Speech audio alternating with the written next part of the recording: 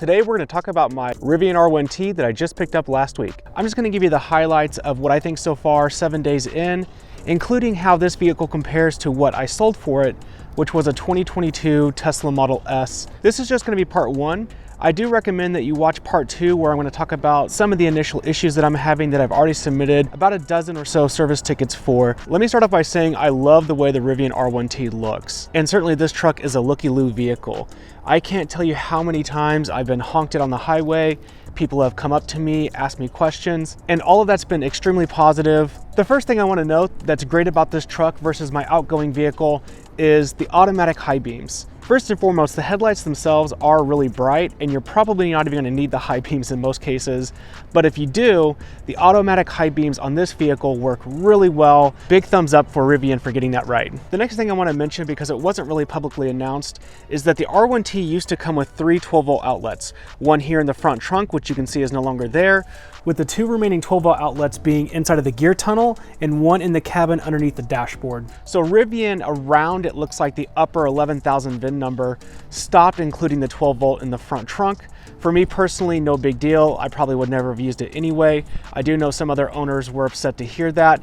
The exterior build quality on my R1T is pretty darn good, I'm not gonna lie. I was expecting it to be a little worse and have some misalignment with the door panels, the front trunk, the gear tunnel. And to be honest, for the most part, everything looks really solid. And I'm incredibly impressed that this is the first product from a brand new company, and it's an automotive product, which is extremely complex. The infamous tonneau cover, does it work? I believe in my case, it does work. However, I have sprayed it down with the WD-40 dry lube, including the rails right here and on the slats themselves. So I think that's helped. But of course, I am hoping that I'm going to be in line next year to get the redesigned tonneau cover, because this doesn't sound like it's going to last forever. Another one of my favorite features is the gear tunnel, which I have found to be useful as a seating platform in the middle of a bike ride, or of course as extra storage when my front trunk is full and I don't want to have things rolling around in the bed. I do want to give everyone a word of caution. This edge right here is extremely sharp. So if you have people sitting here, or if you put something here and you're walking by it really closely, I've already cut the back of my leg on that and it wasn't very comfortable. I'm gonna guess this little edge is gonna go on the let's redesign this list for Rivian in the future. This is a little random, but I can't tell you how nice it is to have high quality door seals, because when you shut the door, you get a premium sounding thunk. It feels high quality, there's no rattles, there's no rattling of the glass, and it just adds an extra touch that you feel like you're getting your money's worth out of it. Something that's important to me, especially on a vehicle of this size, is that there's actually real blind spot monitoring here on the side view mirrors. And you can see I went with the 21-inch wheels. I first took the aero covers off, and then I put the aero covers back on and realized that I got quite a bit more range with them, probably if I had to estimate 5% more or so. And I actually ended up liking the way that they look, so I'm leaving them on. And speaking of range, that's definitely one of my top 3 favorite things about the R1T so far. The fact that not only does it get what it advertises in range, but it actually, even at highway speeds from 70 to 80 miles an hour, is exceeding my expectations and what I thought it would get based upon the EPA 314 miles of range. All right, let's look inside the cabin. Of course, you can't drive a Rivian without granola, and mine happens to be solar granola, almost no sugar. Pretty good if you have a low carb thing going on. I almost broke down and got the Black Mountain because I wasn't sure the Ocean Coast was really going to make it out this year, and I am so glad to say that it did and that I waited for it, because I love the concrete looking gray material mixed with the black, mixed with the blue. I think all of that goes together, and it's just a beautiful looking cabin that you already know has high attention to detail. But if you look at it, you have layers of material, the chrome, the wood, the vinyl. Over here on the door, you have the Range Rover door handles, which are really nice. The window switches are very solid, feel like right out of an Audi. Incredibly impressed with the quality material and just the design in general. And I do want to mention the Meridian Elevation sound system in here. It's a fantastic system once you tune it correctly. And I will say that the Model S sound system was slightly better, and it was better in the way that you could hear different sounds much more clearly and distinctly. Nevertheless, this thing gets loud. You can get the bass bumping if that's what you want.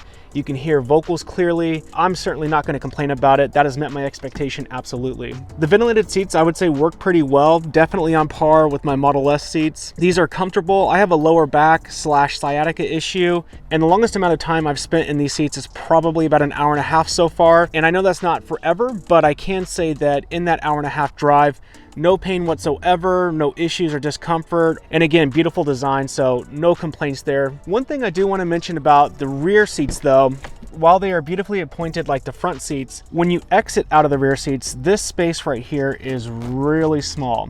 Not a huge deal. I prefer the gear tunnel space, but just something to keep in mind and be aware of. Let's talk about how the R1T drives. The first thing I noticed is how relatively small the turning radius is, even compared to my Tesla Model S. That means maneuvers like parallel parking or U-turns are much easier compared to other trucks. And no, it doesn't handle like a sports car, but definitely better than most vehicles this size. This includes a 360-degree camera, which I really appreciate, makes parking so much easier.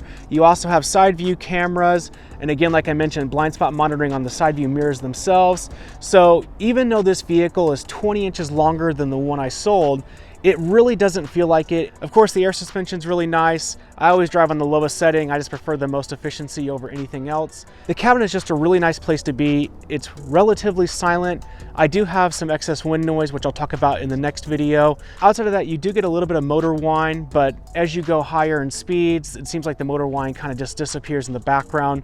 No big deal. It doesn't bother me whatsoever. And if you're playing any music, you definitely don't hear anything. And just in general, visibility is great. Something I was really concerned about. I would like to note that the R1T does have true one-pedal driving with auto hold mode. So if you take your foot off the accelerator, the vehicle will come all the way to a complete stop by itself and then hold you there.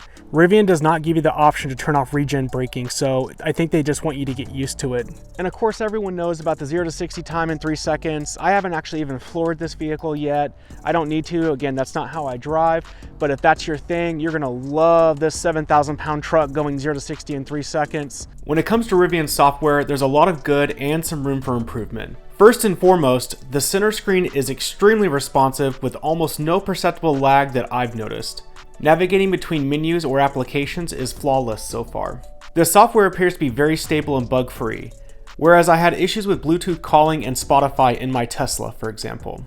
On the not so good side of things, I don't love the Mapbox software Rivian decided to go with. Google Maps is better and more accurate. That's a big miss in my opinion. I am with the group of owners who think that Android Auto and Apple CarPlay should be available. And while I find the existing software and applications work well, there's still quite a gap between this system and what you'll find inside of a Tesla. But I'm confident that Rivian is dedicated to improving this rapidly. In my next video, I'm going to walk you through all the service ticket items I have so far, so be sure to subscribe and stick around for that content.